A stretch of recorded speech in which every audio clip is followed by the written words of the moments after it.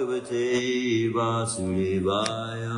Om Namo Bhagavate Vasudevaya. Om Namo Bhagavate Vasudevaya. Om Namo Bhagavate Vasudevaya. Narayanam Namaskritya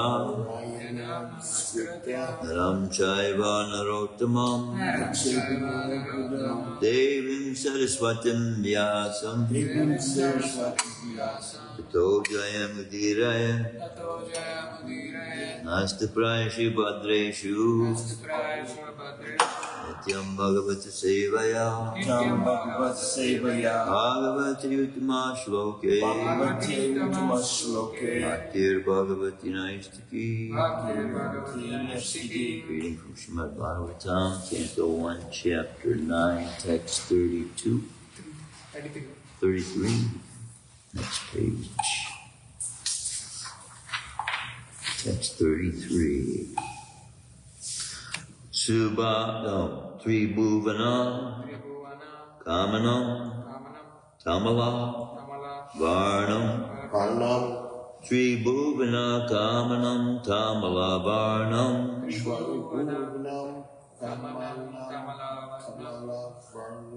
Ravi Kara Gora Varna Ambaram Dadane Ravi Kara Gora Vara Ambaram Dadane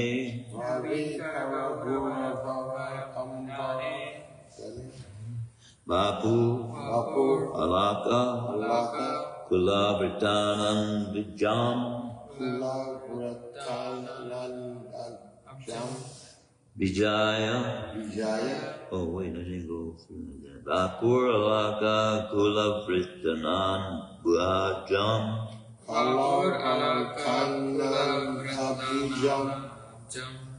Yeah, you said it right. Tan Abjam. That's what it is. Like Kula Britanam Abjam. That's what it is. Vijaya Sake Ratir Astu Me Navadya Vijaya Sake Ratir Astu Me Navadya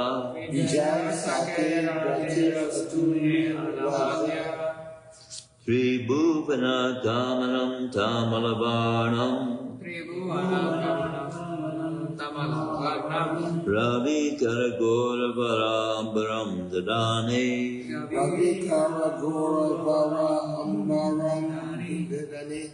Very good. Bapur Alakula Vritana Nabjam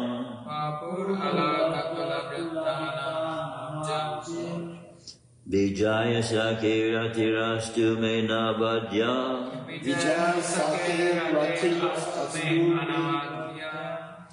Tribhuvana Kamanam Tamalavarnam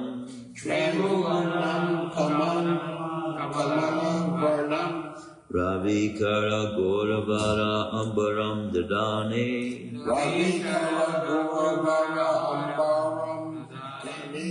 Vapurala Kwalu Vritana Nabjam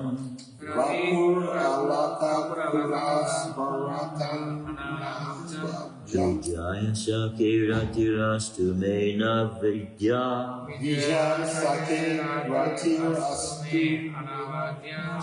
Tribhuvana Kamanam Tamalavarnam Ravi Kara Goravarambaram Dadane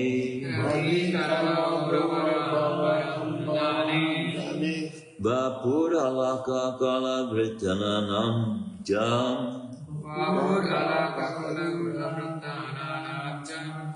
Vijaya Sakira Tirastu Me Navadya Please chant.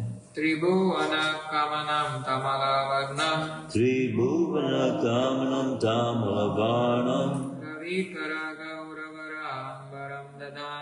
Ravi Karagauravara Dadane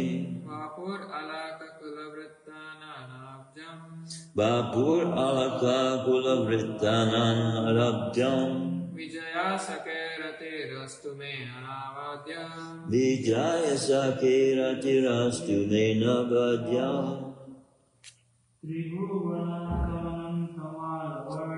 Tribhuvana kamanam tamalavarnam. Ravikara Gauravarambaram Dadane.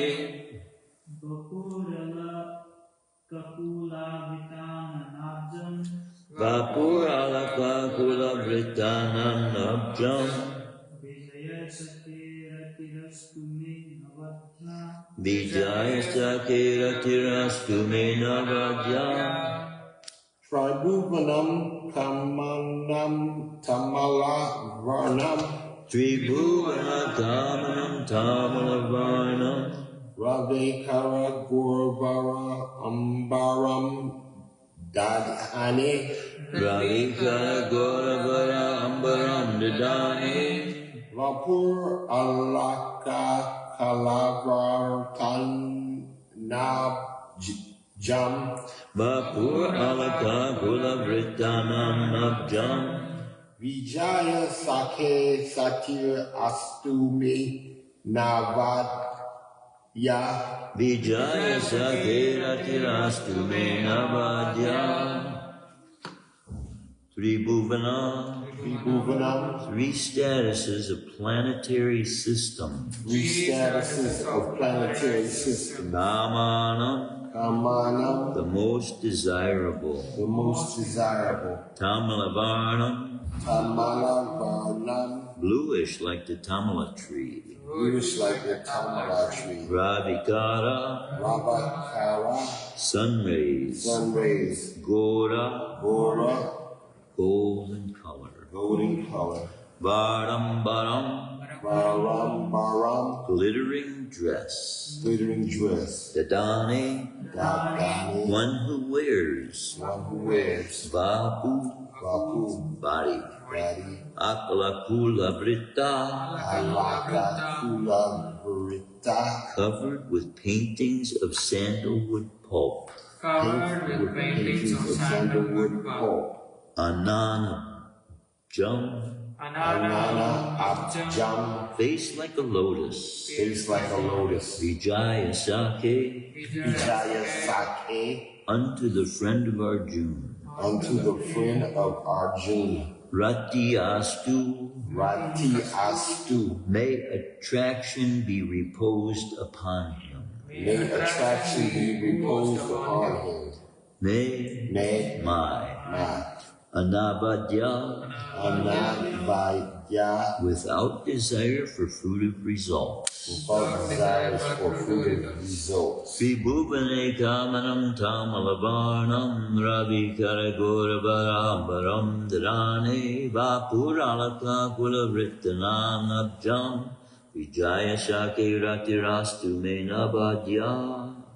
Translation and purport by His Divine Grace Abhaya Jananda Bhaktivedanta Swami Srila Prabhupada. Shri Krishna is the intimate friend of Arjuna. He has appeared on this earth in his transcendental body, which resembles the bluish color of the tamal tree. His body attracts everyone in the three planetary systems, upper, middle, and lower. May his glittering yellow dress and his lotus face covered with paintings of sandalwood pulp be the object of my attraction. And may I not desire fruitive results. Please repeat. Shri Krishna, Shri Krishna is the intimate friend of Arjuna. is the intimate friend of Arjuna. He has appeared on this earth. He has appeared on this earth In his transcendental body, in his transcendental body, which resembles the bluish color which resembles the bluish color of the tamal tree. of the tamara tree. His body attracts everyone His body attracts everyone in the three planetary systems, in the three planetary systems, upper, middle, and lower. upper, middle, and lower. May his glittering glittering yellow dress May his glittering yellow dress and his lotus face covered with paintings of sandalwood pulp paintings of sandalwood pulp be the object of my attraction. And may I not desire fruitive results. Sri Krishna is the intimate friend of Arjuna. He has appeared on this earth in his transcendental body, which resembles the bluish color of the tamal tree. His body attracts everyone in the 3 planetary systems, upper, middle, and lower. May his glittering yellow dress and his lotus face, covered with paintings of sandalwood pulp, be the object of my attraction, and may I not desire fruitive resolves. Purport by His Divine Grace, by Charanananda Bhaktivedanta Swami Srila Prabhupada. When Sri Krishna, by his own internal pleasure, appears on earth, he does so by the agency of his internal potency.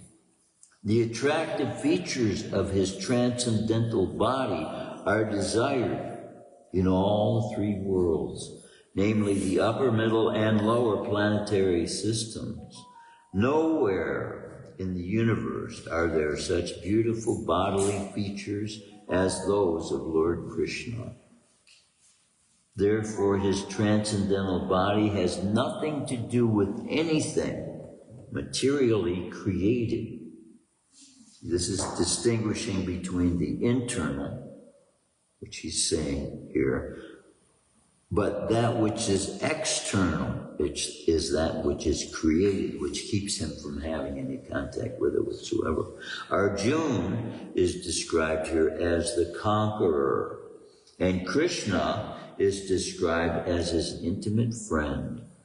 Bhishma Dev, on his bed of arrows, after the battle of Kurukshetra, is remembering the particular dress of Lord Krishna, which he put on as the driver of Arjuna's chariot.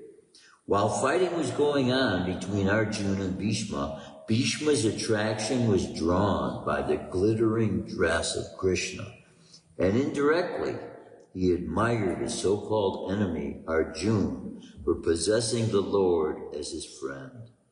Arjuna was always a conqueror because the Lord was his friend. Bhishma Dev takes this opportunity to address the Lord as Vijaya Sakhe, friend of Arjuna, because the Lord is pleased when he is addressed conjointly with his devotees, who are related with him in different transcendental humors.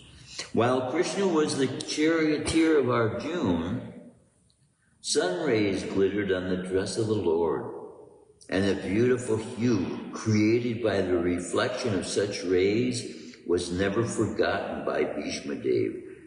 As a great fighter, he was relishing the relation of Krishna in the chivalrous humor. Transcendental relation with the Lord in any one of the different rasas, humors, is relishable by the respective devotees in the highest ecstasy.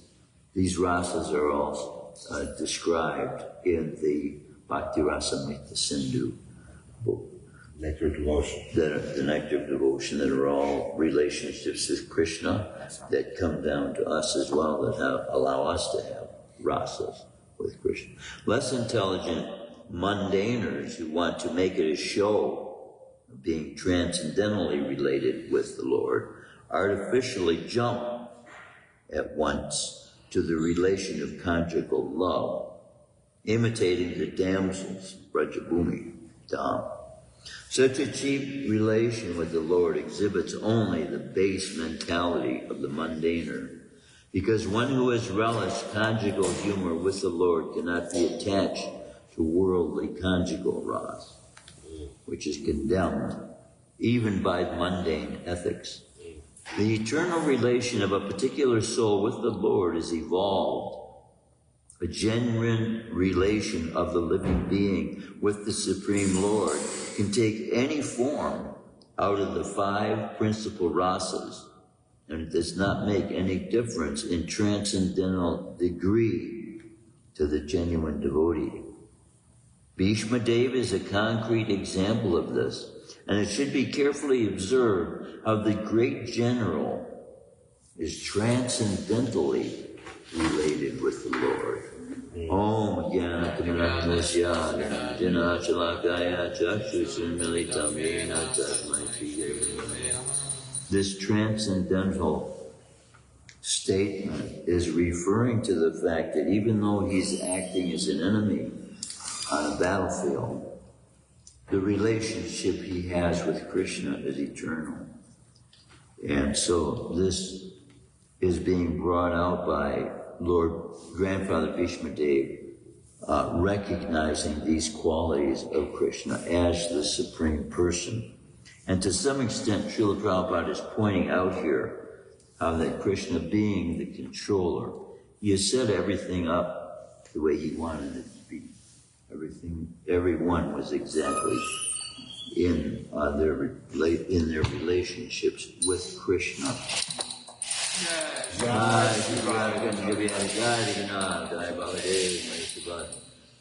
So all this that we're talking about is based upon relationship.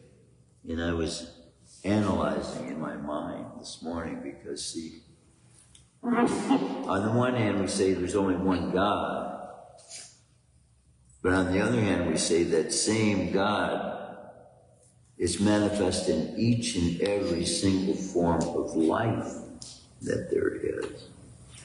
And as well, the spiritual master gives you a name, not necessarily naming you, but the one you are serving, who is now functioning as your super soul. Right? So the name of Krishna that you may be given is recognizing super soul who is in you. And super soul who has been having this relationship with you since you were born. No, I'm sorry. Since time eternal. Okay, right. See, where the mind will take us. Big difference, in fact, between time eternal and when we were born into this world. So Krishna, having been with us since time eternal, tells the spiritual master what to name us. And you will see many times if your name starts with an E, he will try and name you accordingly. If your name starts with a D, he will name you accordingly, like that. Because there is acknowledged as well, the super soul and your parents are there as well. And their consciousness was greatly responsible for you being the one that got picked out of the millions of your cohorts that were inside your father's body. So super soul was there then. Super soul is in the body of your mother and father to have them talk about the name. And if they did that before, then they are attracting the qualities of these particular souls, and they could know what qualities you would have before. And this also is being revealed in the scriptures. And as this gets more and more realized in families of devotees, then they will be bringing to this planet those very elevated souls in the heavenly realm now, who are waiting to take birth here. They will do that knowingly. See, this is far superior. Hitler's way of killing everybody else is imperfect except the ones that are perfect. That's his concept of human society and its perfection. This is totally, he's one of those members of the imperfections, which we also are, members of the imperfection races that have been allowed now to populate on the earth because of the consciousness that has been developed over time. We also falling down to this state of wanting to enjoy ourselves here, are being given this facility by the Supreme Person, but not forgetting us, he also gives us a way out. And that's what Shrimadbhagavatam, study of Shrimadbhagavatam, and study of all the Vedic literatures that lead to the conclusions of the Vedic literatures. And by adopting this consciousness of them and it being part of our thinking, as we progress, we become better and better so that we are not different from those who are participating in that thousands of years ago, because it's the same transcendental consciousness that the Supreme Person, as we are revealed in this verse as well, that he is in control of all the upper, middle, and lower planetary systems. So this that we are getting is not unique to the earth. It's been given since time immemorial. This is from the Nectar of Instruction, and as I've been saying, the children in the Gurukuli, which is a part of the institution of ISKCON, they recite this every morning, all 10 verses. Tell us about this book you got, the Nectar of Instruction. This Nectar of Instruction, this is written, I believe, by one of the Goswamis. And this is by Jiva Goswami. Sorry? Sanatana Sanatana Goswami. Goswami. Srila Narottam Das Thakur has sung. Okay. The Krishna consciousness movement is conducted under the supervision of Srila Rupa Goswami. The Gaudiya Vaishnavas, or Bengali Vaishnavas, are mostly followers of Sri Chaitanya Mahaprabhu, of whom the 6 Goswamis of Vrindavan are direct disciples. Therefore, Srila Narottam Das Thakur has sung, Rupa Raghunatha Pare Have Bhakoti Have Ham Bhuji Hava Seyugala Priti. When I am eager to understand the literature given by the Goswamis, then I shall be able to understand the transcendental loving affairs of Radha and Krishna. Sri Chaitanya Mahaprabhu appeared in order to bestow upon human society the benediction of the science of Krishna, the most exalted of all activities of Lord Krishna are his pastimes of conjugal love with the gopis. Sri Chaitanya Mahaprabhu appeared in the mood of Srimati Radharani, the best of the gopis. Therefore, to understand the mission of Lord Sri Chaitanya Mahaprabhu and follow in his footsteps, one must very seriously follow in the footsteps of the 6 Goswamis. Sri Rupa Sanatan Bhatta Raghunath, Sri Jiva Gopala Bhatta, and Dasa Raghunath. Sri Rupa Goswami was the leader of all the Goswamis, and to guide our activities, he gave us this Upadeshamrita, the nectar of instruction to follow. That's Rupa Goswami. As Sri Chaitanya Mahaprabhu left behind him the 8 verses known as Shikshastika, Rupa Goswami gave us Upadeshamrita so that we may become pure Vaishnavas. Now see, we just got through saying in the purport Srila Prabhupada gave that ignorant people think themselves after a few years of chanting these mantras that they become qualified to consider themselves gopis. And not only that, evidence of their being imitation of that is they jump right into those pastimes when they want to study Bhagavatam.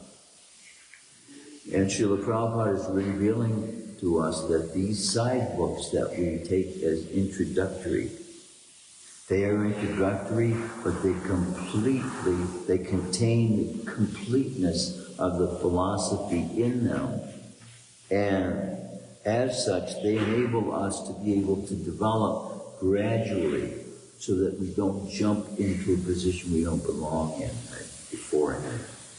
And so that's why he is allowing us to understand the kinds of relationships we're supposed to be having with one another so that it puts us in our proper place to know where we do belong.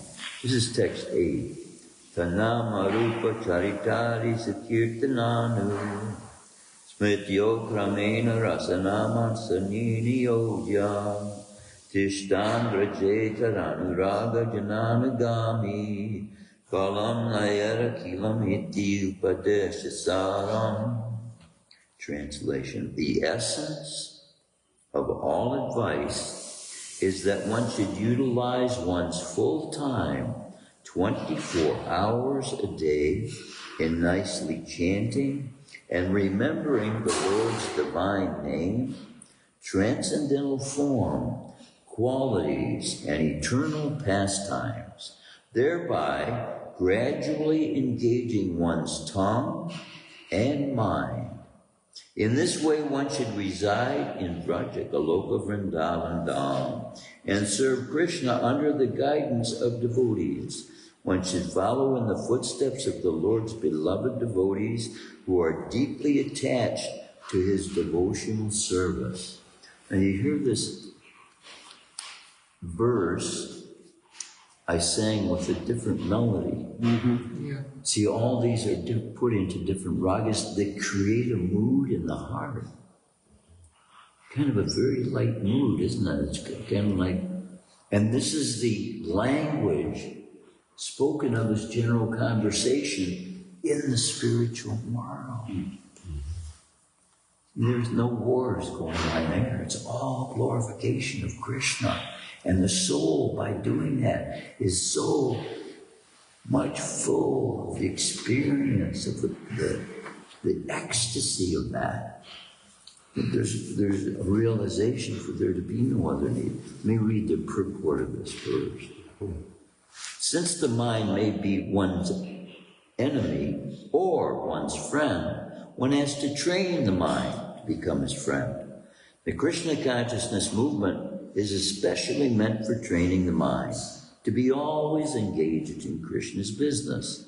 The mind contains hundreds and thousands of impressions, not only of this life, but also of many, many lives of the past.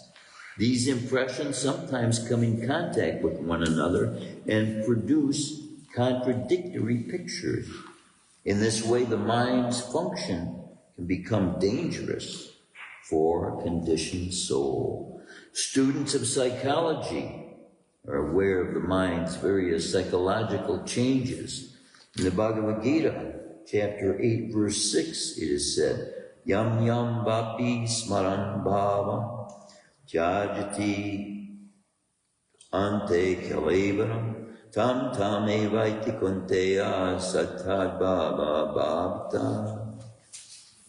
Whatever state of being one remembers when he quits his body, that state will he attain without fail. See, if we keep our minds in that constant mood of developing our love more purely, it's going to be there at our last moment. And it's Krishna constantly giving that every day, that upliftment, that little more gradual progress that we get, that we are knowing from day to day that he's giving us, he's supporting us, he's revealing to us, he's watching over us, taking care of us, supporting us, and giving us intelligence from within, so that at the last day it's not going to be a big surprise. It's going to be a continuation of that sweet relationship we have now, only greater.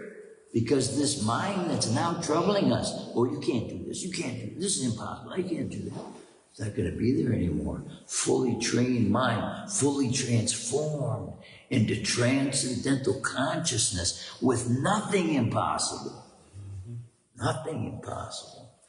Like when Radha Raman left his body, how he was just there calm, you know what I'm saying? Remember? One moment he's just appreciating the words being spoken, and the next moment he's just gone. Yeah. Right. That's how it was.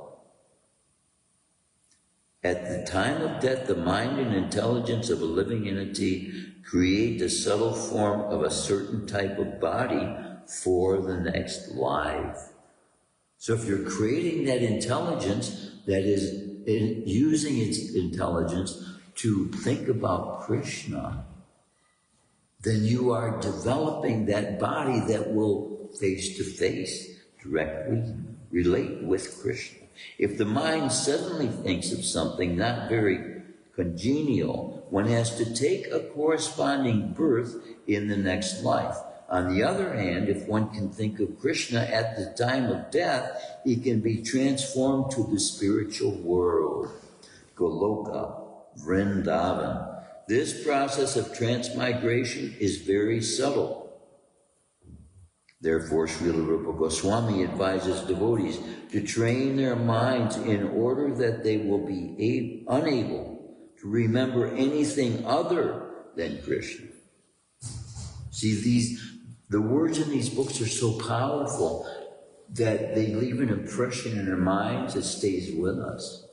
Years after having read them, they come back. The tongue should be trained to speak only of Krishna and to taste only Krishna Prasad. Srila Rupa Goswami further advises, Tishtan Raje, one should live in Vrindavan or any part of Rajbhumi. Rajbhumi, or the land of Vrindavan, is supposed to be 84 kroshas in area. 1 krosha equals 2 square miles. When one makes Vrindavan his residence, he should take shelter of an advanced devotee there. In this way, one should always think of Krishna and his pastimes.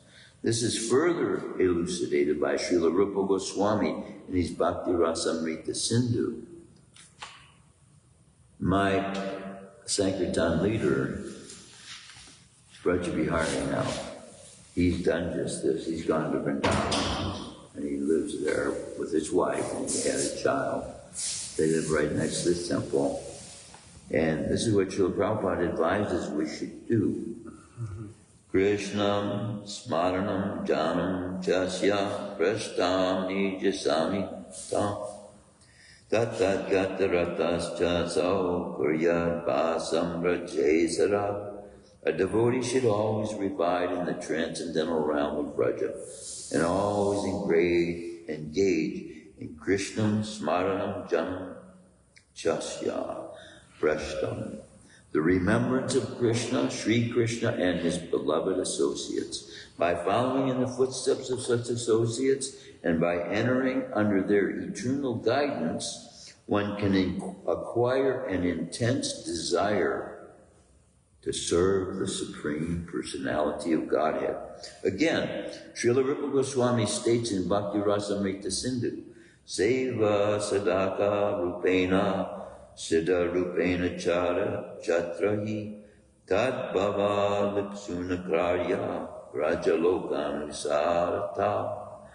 In the transcendental realm of Vraja, Vrajadam, one should serve the Supreme Lord Sri Krishna with a feeling similar to that of his associates, and one should place himself under the direct guidance of a particular associate of Krishna and should follow in his footsteps.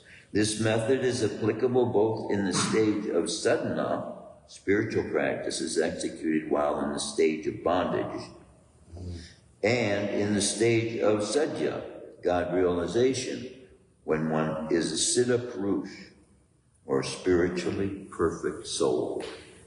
So at the stage we're getting rid of anarthas, or things that are undesirable, which is basically where we are. Through this life, we're going to have undesirable things that we have in our minds and our thought processes and all this thing. But we will eventually, if we stay on this process we are promised, we will eventually gain such control over the mind, thoughts that hinder us will no longer even be able to enter into the mind. Wow. A devotee should always read that. Wow. Okay. Again, Srila Rupa Goswami states in Bhakti Rasamrita. Okay. Srila Bhakti Siddhanta Saraswati Thakur, this is Srila Prabhupada's guru, has commented as follows upon this verse. One who has not yet developed interest in Krishna consciousness should give up all material motives and train his mind by following the progressive regulative principles, namely chanting and remembering Krishna and his name, form, quality, pastimes, and so forth. In this way, after developing a taste for such things, one should try to live in Vrindavan and pass his time constantly. And that's what Srila Prabhupada did before coming here. That's what he was doing. Remembering Krishna's name, fame, pastimes, and qualities under the direction and protection of an expert devotee. This is the sum and substance of all instruction regarding the cultivation of devotional service. Now, not all of us can make it to India, where we're talking about this land is, but the statement is made that you cannot buy with money a ticket to Vrindavan. Vrindavan is a state of consciousness that is experienced by the people who are living in the city of God, right? We are all being developed, are developing qualities of the people that will live in the city of God, right? This is the promise of the Bible. It's the promise of all these sacred writings. But in order to do that, we have to develop the etiquettes necessary to live in them. In the neophyte stage, one should always engage in hearing Krishna Katha. This is called Shravanadas, the stage of hearing. By constantly hearing the transcendental holy name of Krishna, and remember, he's chanting 64 rounds a day, means 8 hours. Who is this? Srila Bhaktisiddhanta, Oh, Bhaktisiddhanta. the guru of Srila Prabhupada, who was also chanting 64 rounds a day before he came to the United States. This is revealing to us how we come in contact with the real experiences of personal communion with God. And this was being given here. And God wants to have that with us all the time. So it is in hearing his name and the sound of his energy that we get that. Hearing the transcendental holy name of Krishna and hearing his transcendental form, qualities, and pastimes, one can attain to the stage of acceptance called Varanadas. When one attains to this stage, he becomes attached to the hearing of Krishna Katha. When one is able to chant in ecstasy, he attains the stage of Smaranavast, the stage of remembering. Recollection, absorption, meditation, constant remembrance, and trance are the 5 items of progressive Krishna Smarana. At first, remembrance of Krishna may be interrupted at intervals, but later, remembrance proceeds uninterrupted. When remembrance is uninterrupted, it becomes concentrated and is called meditation. When meditation expands, it becomes constant. It is called anusmriti. By uninterrupted, interrupted, and unceasing anusmriti, one enters the stage of samadhi, or spiritual trance. After smarana das, or samadhi, has fully developed, the soul comes to understand his original constitutional position. At that time, he can perfectly and clearly understand his eternal relationship with Krishna. That is called Sampati Das, the perfection of life. Chaitanya Charitamrita advises those who are neophytes to give up all kinds of motivated desires and simply engage in the regulative devotional service of the Lord according to the directions of Scripture. In this way, a neophyte can gradually develop attachment for Krishna's name, fame, form, qualities, and so forth. Now see how clearly this gives direct instruction on what we got to do.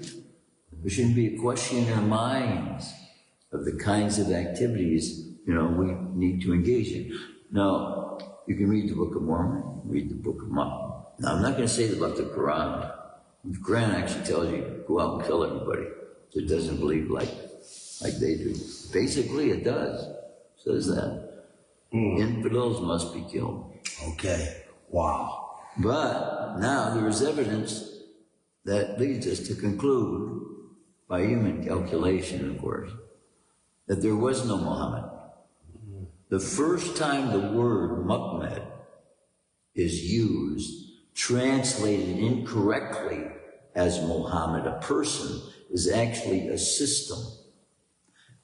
Similar to the introductory systems we're giving here. Muhammad is a process, not a person. And again, just like Joseph Smith made for the people of his time a commentary on what he probably felt needed to be recognized, was that there were people on this continent practicing the same forms of spirituality that Christians were eventually being instructed to conduct their lives as Christians, but being so overwhelmed and populated by the pioneers that came, and they got wiped out. They were a peace-loving people, many of them. Now again, just the same way I can't generalize as a whole the indigenous people of this continent at that time as all being good either. There were many of those tribes that were of the same terrorizing nature and would live by dominating over other cultures and going and just wiping them out, taking all their goods and, but just like prejudice does to our minds, when we get hurt by one person and everybody that looks like that person, we have a prejudice in our mind that, oh, they gotta be like that too. So this is what all these teachings are giving us, the understanding of that any person, no matter what race, no matter what color, no matter what family level they're at, they can be brought to the understanding of how to develop pure love for God. And thereby everyone in the world eventually coming to this stage, this planet will be transformed into a heavenly planet. Christians have a prayer, they say, Our Father who art in heaven, thy will be done in earth as it is in heaven. And with that comes the idea that this place is meant to be a place like heaven. But with that thought in mind, then, it is up to us, the people who are living in it, to make it such a place. Which means we have to develop the consciousness, the etiquette, the lifestyle, in order to turn it into that. And when people see the light that Krishna conscious devotees are, then they will turn away from wanting to think of anything else. I was saying last time I gave class, see, this one verse takes a whole hour to discuss and to get a little bit of an idea of the full meaning of the experiences Grandfather Bhishma is having in his relationship towards Krishna, even though he's acting as an enemy. Love towards God with him is just as an eternal a relationship as that cockroach walking down the road there, as the fly, as the dragon, as the bird, as the cockroach, whatever. God is having an eternal relationship with us, but now has brought us to a stage to know that we can come to a development far above what humanity is. Because those bodies that we are being introduced to being able to know the manifestation of is of an eternal nature, indestructible, which would make Superman look. Not even kryptonite can bother that one. The soul. So even Superman is left weakened by the reality of the soul.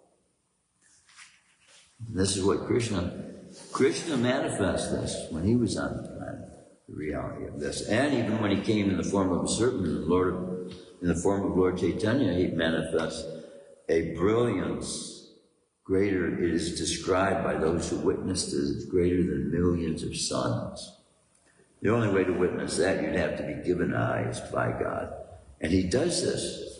When you actually come in contact with God, you will have eyes to see God as he wants you to see him. And this too is by developing the proper consciousness. Krishna will reveal to us any aspect about him that we seek to desire to know. This is what's being revealed as well. Grandfather Bhishma went through this whole war basically just to see that look on Krishna's face. He was revealing what extent God would go to protect his devotee, even to the extent of breaking his own word. Wow. What a perspective to reveal about God. And then in this, you might look at this, wow, the fact that he was an enemy now reveals an aspect of God's love that otherwise wouldn't be there, would it?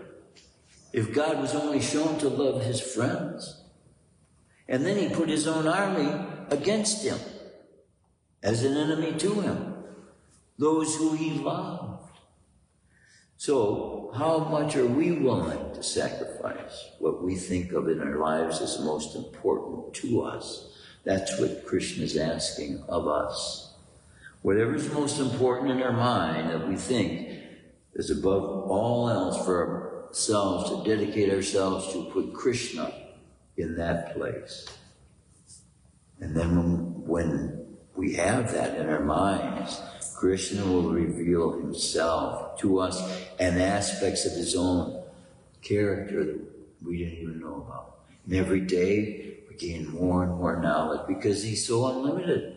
If we as souls are unlimited, we've had unlimited experiences, even back to where we came out of Krishna's body. Before that, we were in an eternal dwelling. So we have knowledge stored in the soul of its eternalness. It can be released. That's what Super Soul is now, wanting us to develop these qualities in our personalities that will allow his qualities to be revealed through us. Right now, in my feeble form, I'm revealing knowledge that I've learned, but with the hope that in the eventual future, when I look at Krishna, I'll be able to see Krishna face to face. Essence. Yeah. That's my goal. That's in my mind. But Srila Prabhupada says, don't live in such a way that you want to see Krishna. Live in such a way that Krishna will want to see you. So then all we have to do, we read about what is pleasing to Krishna and do that. And do that. And there's enough things, unlimited amounts of things, that we can find something that we would want to do forever and ever and ever and ever. And there's so many unlimited varieties of qualities and abilities. Because Krishna says, I am the ability in man. So if he's the ability in man and we're not the ability, then our ability that he is unlimited. But till we get rid of all of our anarthas, then we won't know that completely yet. But that's why we're in the process. And that's how Hare Krishna, Krishna Krishna, Hare Hare, Hare Ram, Ram Ram, Hare. If we talk about singing the Vedic scriptures, melodious, harmonious, music-like vibrations entering into the ear holes of our bodies as glorious, what to speak of the most powerful sound vibration there is created by God himself, of his very own name. When you're taking up the military arts, some schools of thought are that sound can be very much a powerful attacking force. You can actually make the difference between somebody suffering a heart attack at your punch and just getting a little bit of pain simply by the sound you create. Kia. Yeah. Yeah. Yeah. Right. So there are masters, they call it, as you say, I think it's called Kia Chi or Kia. I've always called it Chi. But they can knock a wall over using that energy, and it's soul energy. So even atheistic, which Lord Buddha presented a process of atheism, basically. But by the process he gave, this energy of the soul can be realized and tapped into as well. So, in effect, Brahmins are not looked at as those physically capable beings to lift great weights and things like that. They spend their days meditating and in mantras and things of this nature. But what I'm coming to find is the mantras are more powerful than the physical bodies can ever hope to be. Because there are mantras there that contain protective control of the circumstance, the environmental circumstances that atom bombs can't even break through. This Kamacha shield. This morning, in meditation, when I was chanting Gayatri this morning, I was thinking about Narada Muni. Mm-hmm. And how would we ever know if we were in the present? Narada Muni came into our present because he has done that before. And then see, when you think of things, questions come into your mind. When you're in Krishna consciousness, boom, the answer comes. He's always chanting, right, right, right. You just look for somebody chanting, right? That's all you know. That's all you know. And he might chant that just to see if you'll know that it's him. No. But he's in our chain of the cyclic succession there as the son of Brahma also. Who came out in our disciplining succession, who came out to Vyasa then? I was talking around there like this. I know it was Brahma, Narada, Veda, Vyasa. Veda, Vyasa. Yeah. And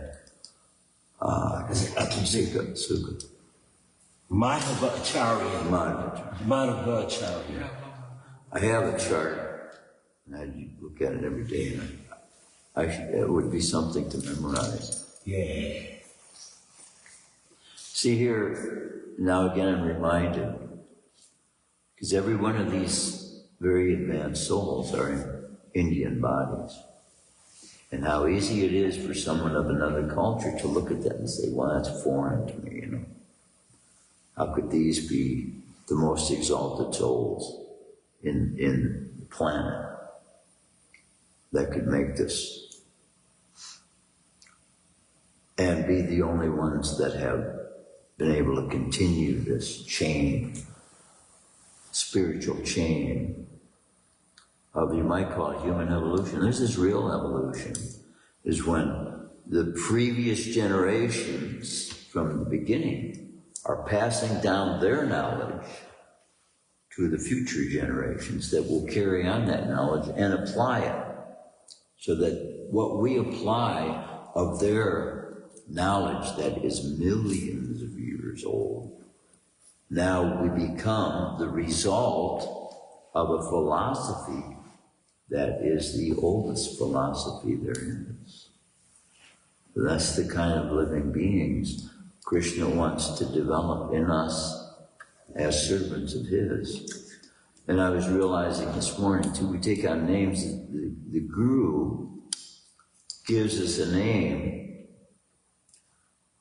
We might think like Mayavadis. Oh, when I'm perfect, then I'll be just like God. And God's naming me because that's me. And I'm going to be like that. But no, it's not like that at all. He's naming us as servants of the Supersoul.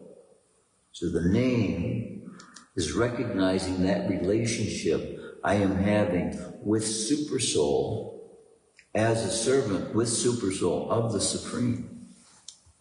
So this is how, as well, God, by naming each and every soul, he's revealing to us our relationship with him. Because he's giving the spiritual master that name to give us, which will allow us to understand that eternal position we have with Krishna. And then that becomes sweeter and sweeter, because then you come to realize Krishna wants to know you like that. It is Krishna's desire. He's putting in the Guru to make it his desire to give you that name. So that's God's love coming out of Krishna himself, and in the consciousness that is in the Guru, of Super Soul and Guru. It's an amazing process, and it's so personal. I mean, the friendships I've developed with devotees go far beyond I ever thought I could have with people in the material realm that I went to the bar with and had parties with and, did this and that. Because relationships there, they end up in hospital beds and worrying about bills and problems and not knowing the answers to any problems of the world. People are stuck in their daydreams they've created as professions for themselves, and they can't get out unless you bring them the delivering truth of Krishna consciousness, the motivating factor to get people to get out of this materially conscious society that is motivated only by their own selfish desires for the false ego to find some way of pleasing itself there in this world, which will leave no lasting effect for other human beings that are going through the same endless chain that we were stuck in also. And we got the means to get them out. So let's give them the medicine.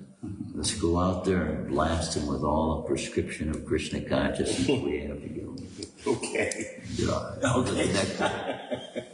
All the nectar we can pour out of our mouths. So, any comments, any questions, any realization? Sure. Shrimadbhagavatam, ki jai. Srila Prabhupada, ki jai.